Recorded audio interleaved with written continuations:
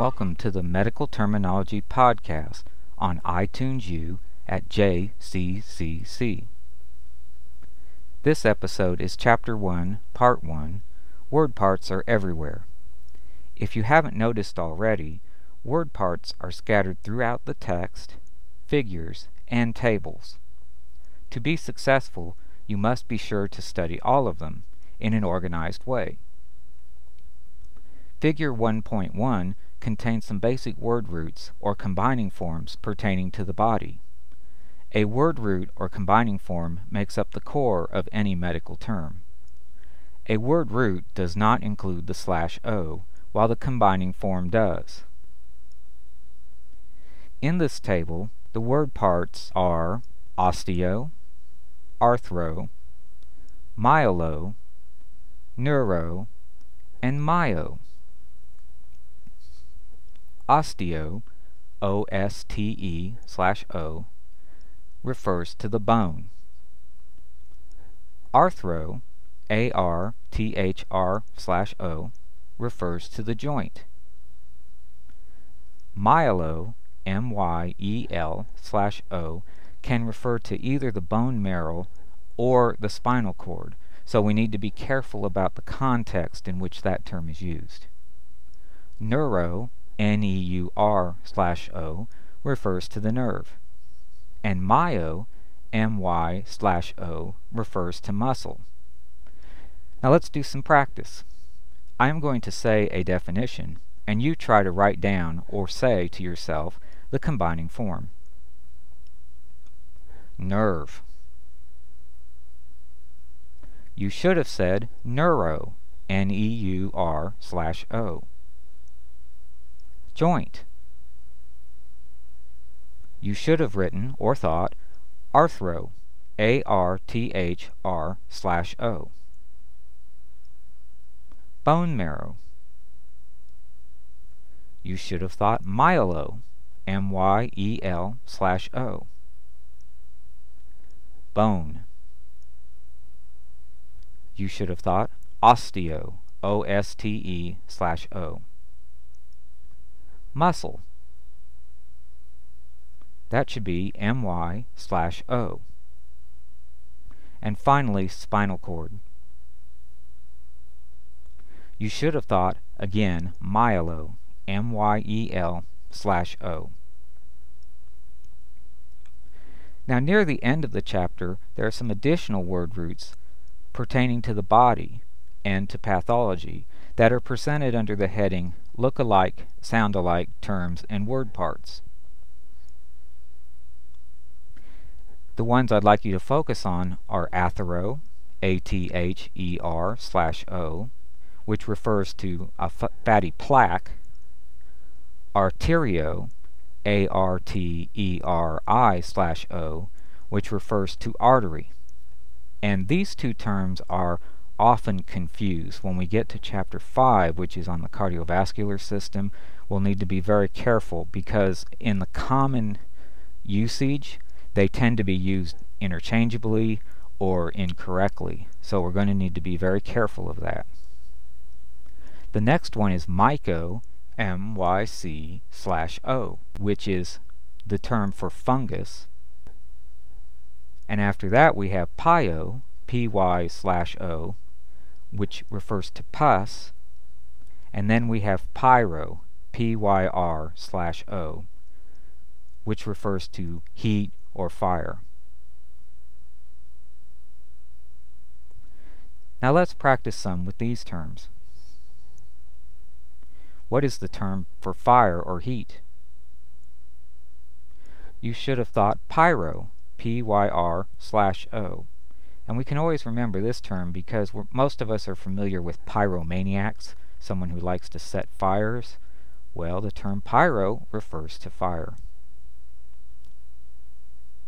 What is the term for a fatty plaque? You should have thought athero, A-T-H-E-R/O. And what is the term for artery? A-R-T-E-R-I-O, arterio. And what is the term for a fungus? Myco, M-Y-C/O. And what is the term for pus? That's pyo, P-Y/O. Now let's go back and review the first group we talked about. What is the term for bone? Osteo, O-S-T-E/O. What is the term for muscle? Myo, M-Y/O. And what is the term for fungus? That's myco, M-Y-C/O. And what is the term for joint? Arthro, A-R-T-H-R/O. And what is the term for nerve? Neuro, N-E-U-R/O. And what is the term for a fatty plaque? Athero, A-T-H-E-R/O.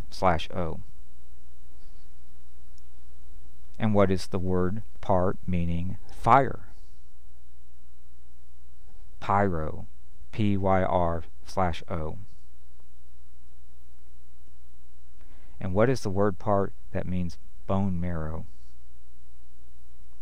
That's myelo, M-Y-E-L/O. And what is the word part for muscle? That's myo, M-Y/O. And what is the word part for pus? That's P-Y/O. And what is the word part for artery? That's arterio, A-R-T-E-R-I/O. And finally, what is the word part for spinal cord? That's myelo, M-Y-E-L/O. Now to get these down, you're going to need to practice these over and over and over again. Again, it's a good idea to do the first group, get it down, then get the second group, and then try to combine them, just like we did.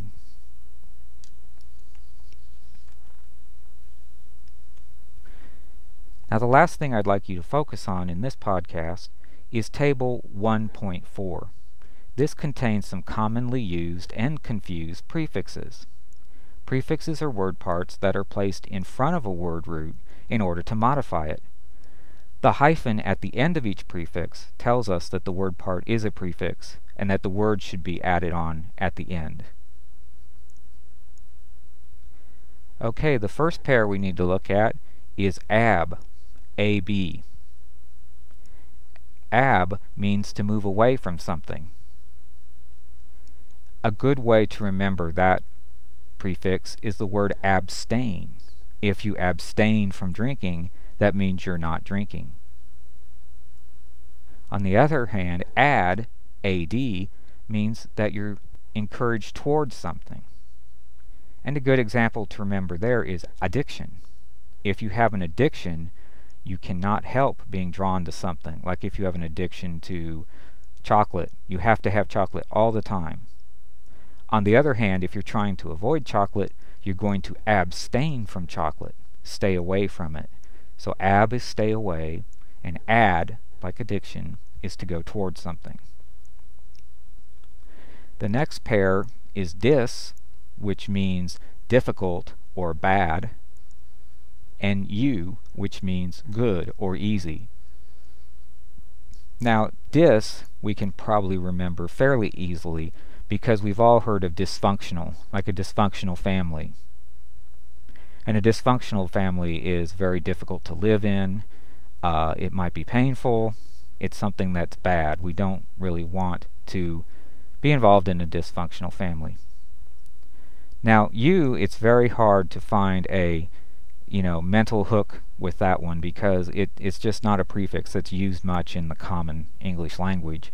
So what you're going to have to do with that one is just mentally connect it as the opposite of dis. Just remember that U is the opposite of dis. We know dis is dysfunctional, which is what? Bad, difficult, painful. So if you can remember U is the opposite of difficult, bad, or painful, then you would have to think, what's the opposite of that? Well, it must be easy or good. The next pair to look at is hyper and hypo. Hyper means you have a lot of something, it's large, it's immense, it's maybe even too much. And a good way to remember hyper is we have the word hype that's used a lot in the common language. When a new movie is coming out, we talk about all of the hype surrounding it.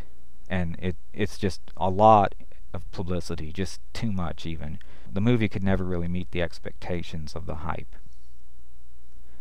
On the other hand, hypo means of a small amount or less or even too little. The next pair that are very commonly confused are inter and intra. Inter means between things. Intra means within something. Well, a very common word in this day and age that uses the prefix inter is internet. Well, what is the internet? The internet is what allows computers to connect to one another.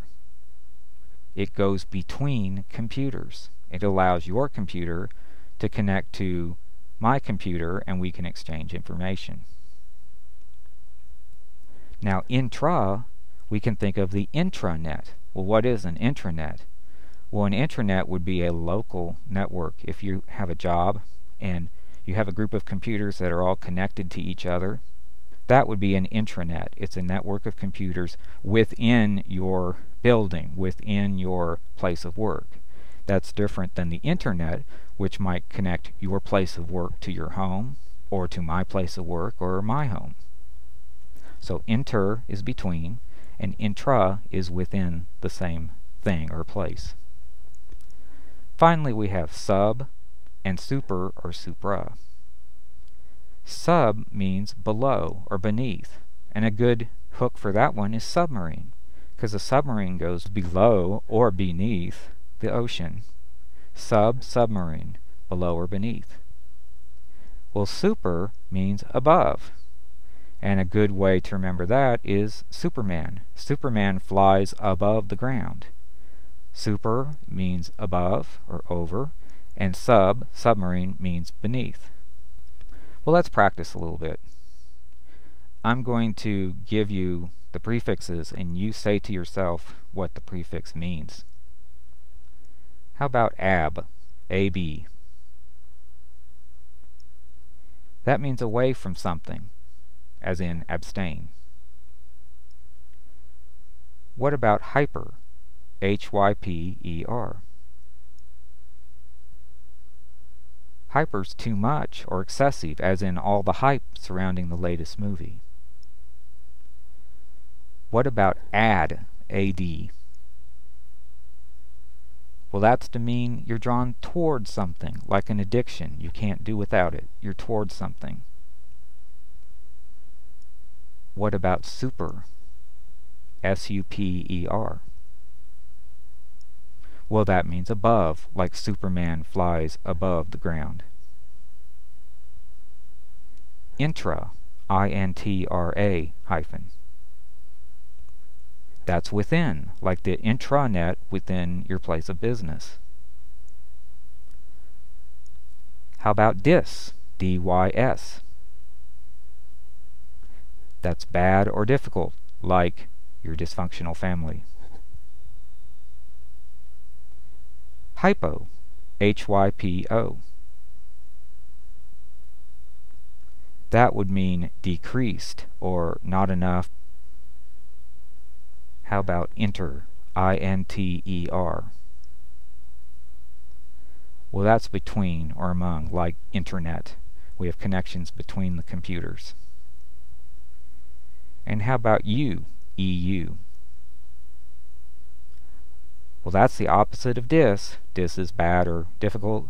U would mean good or easy. And finally, let's try sub, S-U-B. Well, sub, like submarine, means under. Okay, well, you need to keep practicing on these groups of words. Now, these are not all the words you need to know, of course, but what I hopefully have done for you is have given you some mnemonics to help you remember them, and also given you a way of grouping words, because again, it's very important that you learn one group, then go on and learn another. You combine the three. So just these three groups I've given you would be a good focus for practicing. You can listen to this podcast over and over, quiz yourself until you get all the words right, and then you can be fairly confident that you can go on and learn another group. And in the next podcast, I am going to bring up another collection of word parts that are in Chapter 1. We're going to be focusing on the suffixes. So that's it for this episode of the Medical Terminology Podcast.